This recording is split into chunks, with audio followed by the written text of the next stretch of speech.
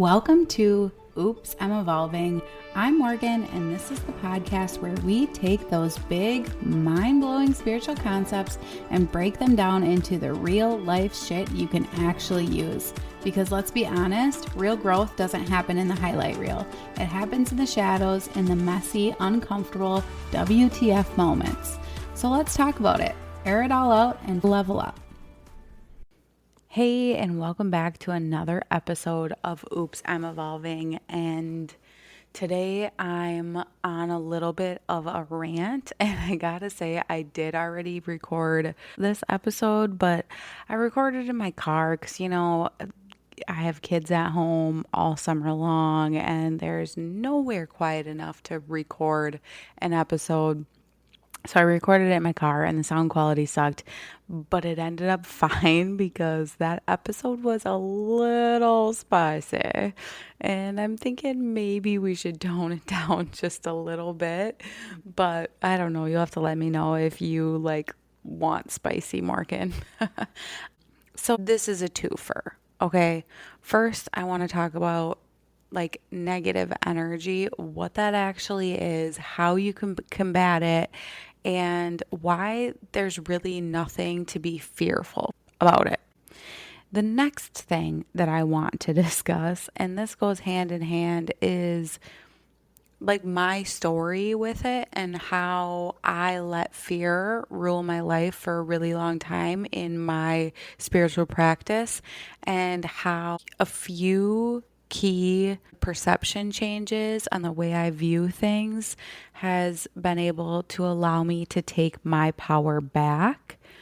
And I just want to share that with you because if you've ever gotten a reading that leaves you feeling more scared than you were before you saw them, or you ever walked into a healing space open and vulnerable and then walked away completely paranoid, or felt like now you need to change something, or you don't know enough about something, or now you feel like somehow you're getting attacked and now you're the victim. I'll go into my stories later, real ones from my life, but times that I was told that, I had negative entities attached to me and that something was messing with my kids and that I was being psychically attacked, and I just let those messages really just take away my power, and I am fucking pissed about it now. I'm so mad. I'm so mad at the people who told me that information and didn't give me any tools to empower myself, and I'm so mad that this was my experience because it's fucking bullshit.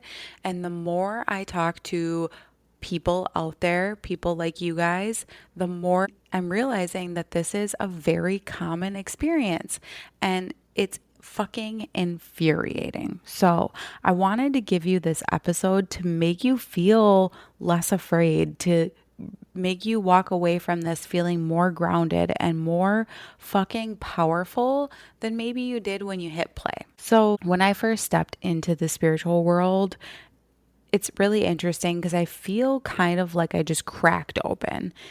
And when I look back at it, it simultaneously feels like I was cracked open and like I experienced this when I was young, and then I just kind of shut it down. And then when I got older, it cracked back open. And I was like so many of you. I was searching everywhere. And this was before TikTok, and it felt like the information that I was looking for wasn't wildly available. And what ended up happening is I started getting readings, and I started getting healings, and I started exploring through different people. And in the beginning of my journey, I saw a lot of people for a lot of different things. And I can tell you there was only one person that I saw that didn't make me feel fearful. I didn't realize while I was going through it that what these practitioners were doing wasn't really ethical. And in my opinion, was just downright horrifying. So, some of the things that happened to me is like I've always been a little scaredy cat. I've always been scared of everything. That's just who I am. That's just who I am. I am a little scaredy cat. I think that's why I wrestle with control so much. There was a time right after I had my second baby, and I was like well into spirituality by this point, well into the metaphysical, but I wasn't practicing yet. I was exploring, I was learning, but I wasn't practicing. And I just had my second baby, and I went through, all of a sudden I was really terrified. I was super scared. I woke up to like a hand on my shoulder, what it felt like. I looked around, there was nobody there. And then for like the next 6 months, I had to sleep with my hallway light on, and I was just scared. So I got a reading from a man, and to this day, still probably the most accurate reading I've ever gotten. And I wish I knew his name, but I don't. And he told me that I was getting spiritual attacked. Now, I won't say he was unethical because what he told me was true. However, it did leave me feeling really scared because I didn't understand what a spiritual attack was.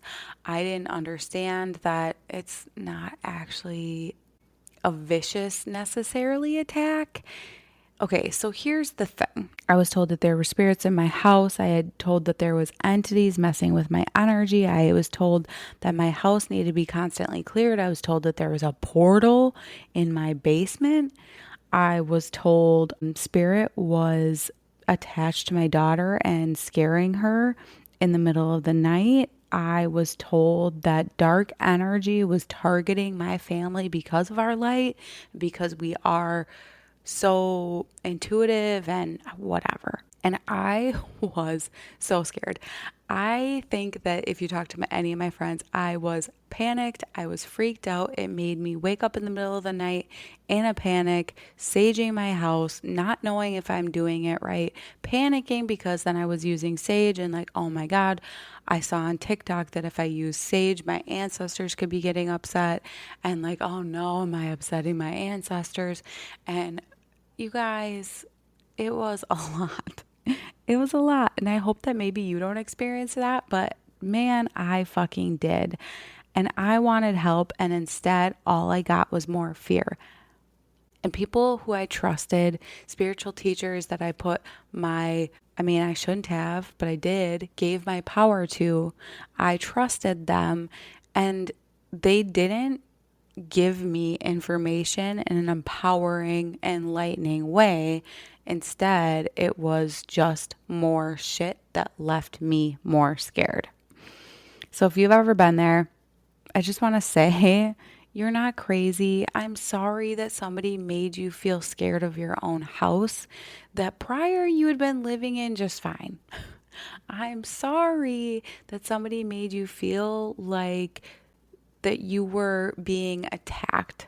I'm sorry that somebody made you feel like there was this negative energy that was sucking the life out of you like leeches. You're not crazy. You're not a victim. I'm really sorry that you had that experience, but you're definitely not alone because I feel like if you've been told some wild shit, man, I've been told some wild shit. So I don't want to debate on if those things are true. I don't want to even go there because I feel like these are truths that have to come out for everybody, and everybody has their own unique take on it. But what I want to tell you is just the power that you can take back in those situations, whether or not you believe, you must kind of believe it if you're a little scared, right? So here's the thing. There are different ways at looking at the same thing. And as you move down your road of discernment and discovering who you are and the way you believe about things and how you move through life, you're going to discover exactly how you feel about things like aliens and portals and whatever the fuck else there is out there. You're going to be able to stand in your truth in that someday. And we don't need to discuss that here, okay? To be honest, it's a little out of my depth because I don't have all the answers and I don't want to go into that. But we can talk about how that stuff can make you feel and how you can take your energy back. Energy is just neutral. So when you even think about like the evil eye, or you think about negative energy being attached to you, say you've went to an energy healing and like you have all these negative cords, if you've heard any of that, all of that is just energy. And energy can get attached to us by a billion different ways. It can be people in your everyday loving life. It can be your family. It can be strangers on the internet. It can be whatever, okay? And that's why it's so important to just do a daily cleanse and just kind of check in. But first, before you can have any power, you have to understand the feeling of your energy versus somebody else's or something else's energy, okay? You have to understand what's yours and what you are carrying. So if you've ever been told you're like carrying other people's energy or carrying other people's burdens or whatever, that's what they're talking about, okay?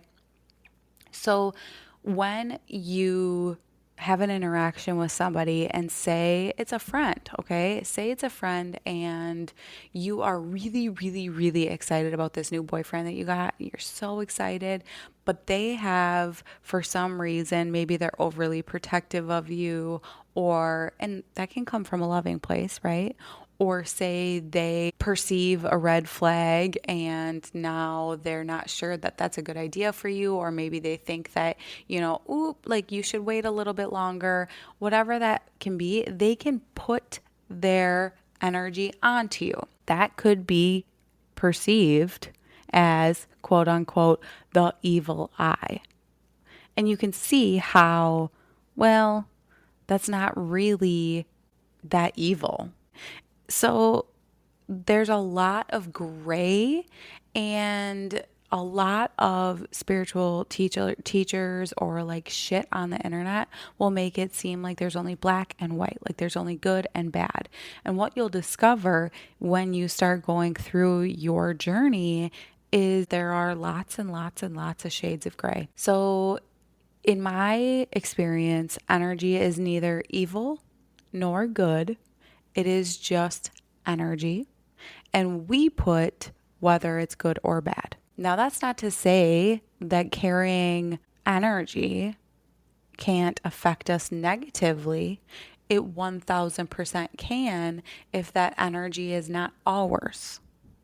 So, for example, one of the ways that this can affect you is, say you're doing your healing and you're doing your deconditioning and you're looking at the way that you've been taught to think, act, and behave, and you realize that you have this thought process that you no longer believe, but for some reason you're still carrying it because it's just kind of ingrained in you, and now you need to weed it out. That, my friend, is carrying energy that is not yours. And you can tell that, like, say you have this low self-worth and it stops you from moving forward because you don't feel like you're worthy of the big opportunities that are presented before you. So then what can happen is that low self-worth maybe was instilled on you by society or by the people around you. You're carrying everybody else's burdens and it's stopping you from moving forward in your life. It's stopping you from leveling up. That's how that can work. So when people are saying like you're carrying other people's energy or you're carrying negative energy, it's like, well, yeah, we all do that. And just because I'm carrying Jessica's energy doesn't mean that Jessica's energy is bad. It just means that it's not mine. It's not mine to carry. Jessica's energy might weigh 10 pounds. My energy only weighs 2 pounds. I want to kick that extra 10 pounds off so that I can move forward more freely. And It's not like it's these like demons in your basement that are trying to suck your energy dry and like purposefully stopping you from moving forward. Sure, is there jealousy? Is there malice? Is there, yeah, okay, sure. We all know people in life like that, right? We all know that horrible girl in high school who treated everybody terrible because she was jealous. Well, okay, yeah, we know people in life like that exist. I'm not saying that there isn't yuck out there. I'm just saying that oftentimes when we're dealing with what energy is ours, what energy isn't ours, what energy we're meant to release, how we're exchanging things, if we're carrying other people's energy, if we have the quote unquote evil eye, you guys, it could be a lot less scary than you think it is. So when you look at things in a good versus evil mindset. Really, you're stuck back in that binary thinking. You're stuck back in that fear-based thinking. You're stuck back in those two choices. Either I'm this or I'm this. And it doesn't leave room for the two parts of you. So when we're talking about like all of the work that we do healing and all of the work that we do deconditioning and all of that stuff, literally the word shadow exists in the word shadow work. So you'll really start to see that we all have light and shadow. We all have that capability in our life. And telling somebody that there's this dark entity or this dark energy attached to them doesn't empower you with tools. It doesn't teach you your discernment. It doesn't ground you back into your own power or into your own truth. It's not actually guidance. It's fear-based control. So when you're having these people tell you these things, now, I'm not saying it's malicious. They might tell you these things because they don't have the actual time or the actual words to go into things. And yeah, maybe they do believe in good and evil energy. I'm just not here for that. And the power comes in, once again, like I said, discerning your own energy. But then also, I just want to say your intention is all you fucking need. So if you've ever been told on TikTok or wherever, like, oh no, like watch out when you talk to your spirit guides because you want to make sure that you're like talking to the good stuff and like, all of that shit, it's like that's just once again another layer to make you afraid. And as long as your intention is to talk to guides or whatever that are of your highest good, that's all you need. You don't need like all of this shit. And I'm not saying that cleansing rituals aren't amazing. I actually do them all the time. I'm not saying that you shouldn't have a spiritual teacher. I'm not saying that you shouldn't explore mediums and healers and all of that stuff. I think it's all incredible. I still do it myself. I remember reading this about how when you get to a certain place, you really do stop searching outside of yourself and you really do start going within and you start searching inside of yourself. And I just think that that's once again where the power lies, because if you're so wrapped up in what that other person told you and now it must be true. Like say for instance you get a reading that you're going to get a divorce and now you're all terrified that you're going to get a divorce. It's like it does nothing. It does nothing but make you afraid. And once you're like, okay, we're not going to be afraid anymore. We're not going to be a little scaredy cat anymore. We are actually going to take our power and we're going to just know that our truth is gold.